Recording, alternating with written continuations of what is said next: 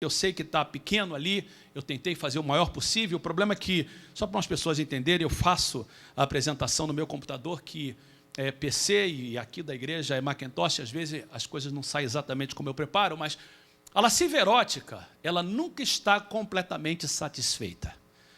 Uma pessoa que se dá em prostituição, uma pessoa que se entrega à pornografia, uma pessoa que é infiel ao seu casamento, aos votos do seu casamento, ela nunca está satisfeita. Gera segredos, atividades secretas, coisa que ninguém pode saber, se torna numa preocupação egocêntrica, a pessoa é o alvo de tudo, sentimentos de alienação, auto-menosprezo podem acompanhar. No amor íntimo, geralmente, a satisfação alcançada no relacionamento matrimonial gera maior abertura, criatividade saudável, existe para o prazer dos dois, e não só de um, uma afeição intensa acompanha. Na lascívia erótica é construída sobre fantasias. Você vê uma pessoa que está entregue à pornografia, por exemplo, ou esse tipo de vida, é uma vida de fantasia. Ao ser desenvolvido extremos inaturais, impróprios, são comum. Força pode estar presente quando um coage sexualmente o outro e causa vícios. Já o amor íntimo é baseado na realidade, honra os limites da dignidade humana e gera uma intimidade com o outro. Força não é usada.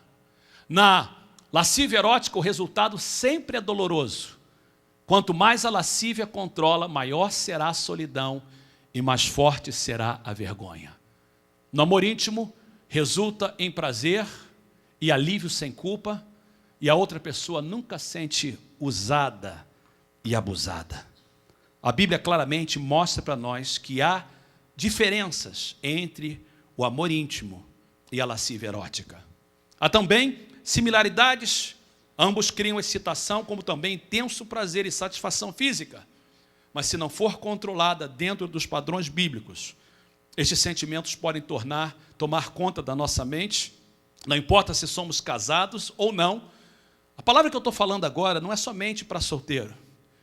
Você pode estar casado há 20 anos e ser vítima da lascívia. Você pode ser solteiro e ser vítima da lascívia. Não importa se você é homem ou mulher. Não importa se você é jovem ou se você já é mais velho. A primeira vez que eu preguei essa mensagem foi em São José, no ano de 2000. Eu gravei essa mensagem, ela foi colocada num CD, e esse CD correu por várias partes do Brasil. Eu tenho testemunhos de homens, de mulheres, de pastores, de pessoas que eu nunca conheci, que ouviram essa mensagem e conseguiram libertação através do poder da palavra de Deus. E quando Deus nos dirigiu a pregar essa mensagem novamente, depois de 8 anos, é porque eu sei que nós precisamos de encarar a nossa fraqueza.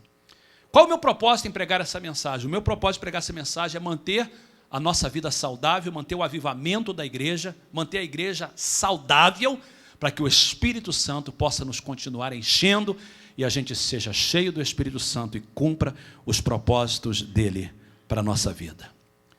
Uma pesquisa bíblica da lascívia de acordo com a Bíblia. Vamos olhar o Velho Testamento e o Novo Testamento. No Velho Testamento eu não vou pedir que você abra a Bíblia, daqui a pouco eu vou pedir que você abra a Bíblia. No Novo Testamento ainda não lemos a palavra de Deus. Mas Gênesis 19 começa a descrever a perversidade de uma cidade chamada Sodoma. A história de Sodoma e Gomorra está na Bíblia não somente para contar um fato histórico, mas para descrever uma coisa muito importante que serve de exemplo para outras pessoas de outros tempos. A história em Gênesis 19 não é somente para Israel, é para o Brasil, é para os Estados Unidos, é para a Europa, é para a Ásia, é para a China, é para homens e para mulheres, e sem dúvida também é para a cidade de São Francisco. Deus destrói uma cidade inteira, porque ela está dominada pela lascívia, e no caso de Sodoma, o tipo de lascívia era o homossexualismo. A Bíblia diz que a depravação era tão grande que Deus destruiu a cidade. A Bíblia diz que Deus é o mesmo ontem, hoje e eternamente. O que abomina a Deus no passado, abomina a Deus no futuro. Nós temos o caso de uma cidade que foi destruída por causa da lascívia. Vamos olhar agora um indivíduo, Juízes, capítulo 16, nós temos a história de um homem chamado Sansão. A história de Sansão é muito interessante porque Sansão, ele é concebido por milagre. Sua mãe não podia ter filho. E um anjo de Deus aparece para sua mãe e profetiza para ela e para o seu esposo que ela vai dar à luz. E que esse filho seria especial. E Sansão é escolhido então como um grande juiz em Israel. Sansão era forte no físico, mas era fraco no caráter. E a história de Sansão é tão triste. Sansão, um homem que foi levantado para julgar Israel, para libertar Israel, é destruído por causa da lascívia. A única coisa que destrói Sansão é a lascívia. Os inimigos de Sansão não podem destruí-lo. Os filisteus não podem destruí-lo. As pessoas ao seu redor não podem destruí-lo, mas ele tem um lado fraco, que é chamado de lascívia. Ele se entrega à prostituição, e na história dele com Dalila, a história é tão triste. E através da história dele, nós encontramos um homem que morre sem olhos, sem vistas, envergonhado, por causa da lascívia. Nós temos a terceira história no Velho Testamento, que é a história de um homem chamado por Deus, um homem segundo o coração de Deus. E a história de Davi em 2 Samuel 11 é muito triste, porque Davi tinha tudo para terminar bem. Davi é um homem segundo o coração de Deus, e um dia a Bíblia diz, e eu ministrava isso semana passada aos homens, eu ministrava para homens ali da Igreja Batista Brasileira em Los Angeles, e eram 17 homens, e eu ministrei para eles como manter-nos puro, como manter a integridade sexual. E a gente olhou essa passagem de Davi, que um dia, quando os reis de Israel saíam para a guerra, ele fica em casa, e ele vê uma mulher tomando banho, e aquela mulher está ali com uma razão, ela toma banho de janela aberta com uma razão, ela quer ser vista pelo rei. Tão bom é um quanto o outro, mas a história é muito triste. Davi comete um adultério, Davi comete um homicídio, e a Bíblia diz que, no final do capítulo 11, assim, tudo que Davi fez desagradou ao Senhor. E por causa da lascívia, Deus perdoa Davi? Claro que perdoa. Davi perde o reinado? Não, não perde o reinado. Mas Davi perde alegria, propósito de Deus. Nunca mais ele é o mesmo. Embora Deus o perdoa, o preço que a lascívia traz na sua vida é muito grande.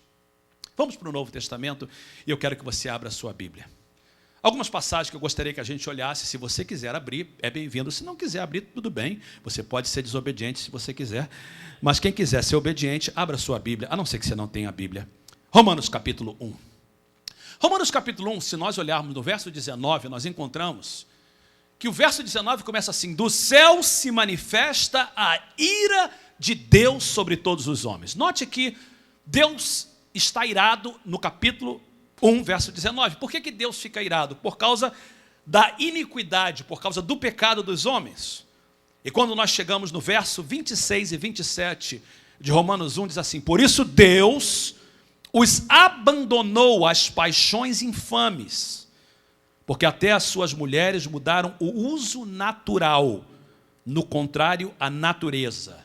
Pode falar o que quiser, e irmãos, eu amo, e Deus sabe o meu coração, eu amo pessoas que lutam nessa área de homossexualismo, porque eu conheço, eu sei que isso é terrível, eu sei que a igreja é culpada em achar que o pecado do homossexualismo é maior do que outros pecados.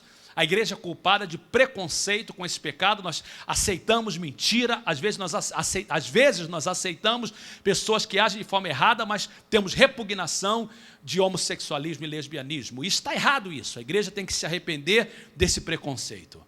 Mas de outro lado, nós temos que entender o que a Bíblia fala. Olha o que a Bíblia diz, a palavra de Deus é verdadeira.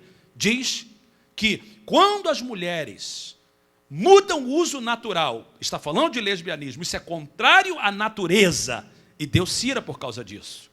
Semelhantemente também, os homens, deixando o uso natural, ou seja, homem com homem não é natural, é fora do comum, é fora do normal, é